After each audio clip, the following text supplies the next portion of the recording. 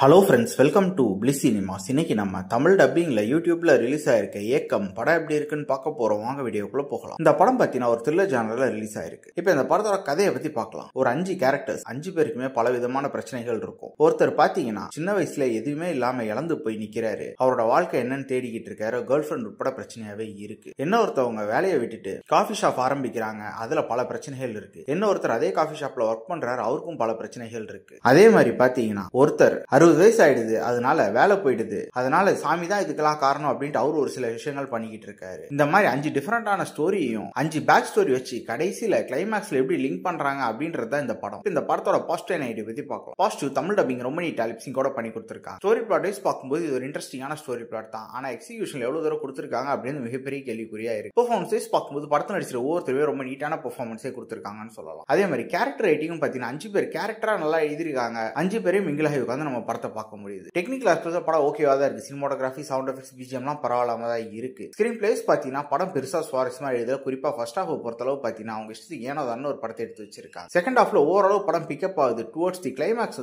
நல்லா இருக்கு படம். இவங்க இந்த ரைட்டிங் ஸ்டார்டிங்ல இருந்து எண்ட் வரைக்கும் பண்ணியிருந்தாங்கன்னா நல்லாவே இருந்திருக்கும். ஓவராலா பாத்தீங்கன்னா இது ஒரு ஒன் டைம் வாட்சபிள் படம் தான். வேணும்னா ட்ரை பண்ணி பாருங்க. இன்னொரு வீடியோல சந்திக்கலாம். தேங்க்யூ.